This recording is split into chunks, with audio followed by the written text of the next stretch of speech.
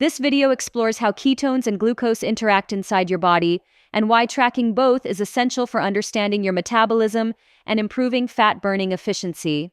Let's first clarify the basics briefly. Ketones are energy molecules made by the liver when carbohydrate intake is low. The main form in your blood is called beta-hydroxybutyrate, or BHB.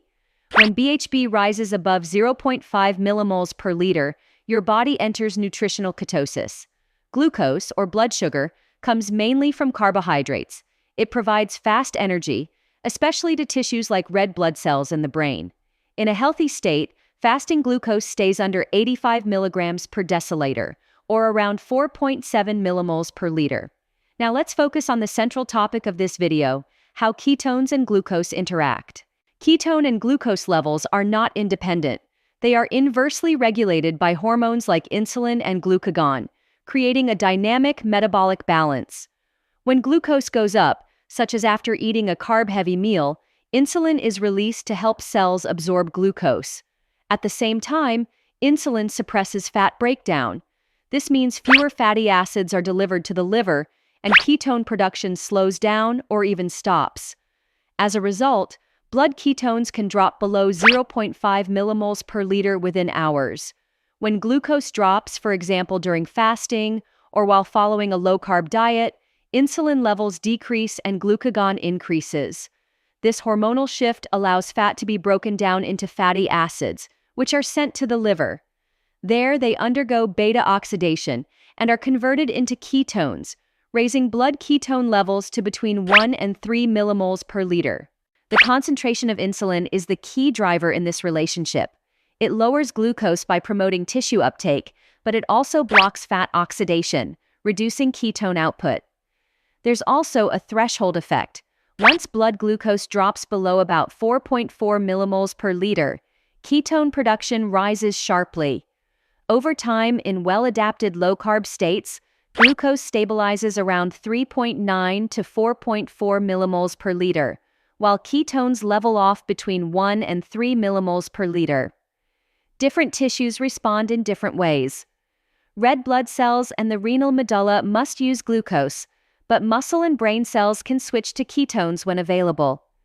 As ketone levels rise, these tissues preferentially burn ketones, preserving glucose for the cells that truly need it. There is one medical exception to this balance known as diabetic ketoacidosis, also called DKA. In this case, people with type 1 diabetes lack insulin entirely. Their glucose skyrockets above 13.9 millimoles per liter, and ketones rise dangerously above 5 millimoles per liter. This dual elevation is a pathological state, not a normal metabolic pattern. In general, glucose and ketone levels follow an inverse relationship that is regulated by hormones. When glucose levels rise, ketone levels tend to fall. When glucose levels drop, ketone production increases. While this pattern is not a precise mathematical formula, it consistently reflects how the body shifts between fuel sources across different metabolic states.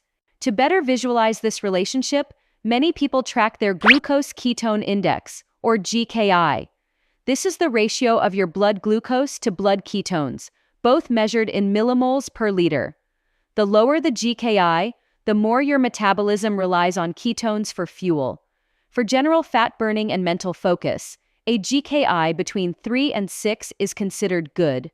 A GKI under 3 often indicates deeper ketosis, which may benefit therapeutic goals like managing epilepsy or insulin resistance. By monitoring your GKI over time, you can fine-tune your diet, exercise, and fasting strategies to maintain metabolic balance and energy stability. Understanding how ketones and glucose interact helps you take smarter control of your metabolism. Whether you're aiming for fat loss, better focus, or therapeutic ketosis, measuring both values can reveal how your body responds to food, fasting, and daily habits. If you want to go a step further, tracking your GKI gives a simple but powerful snapshot of your metabolic state.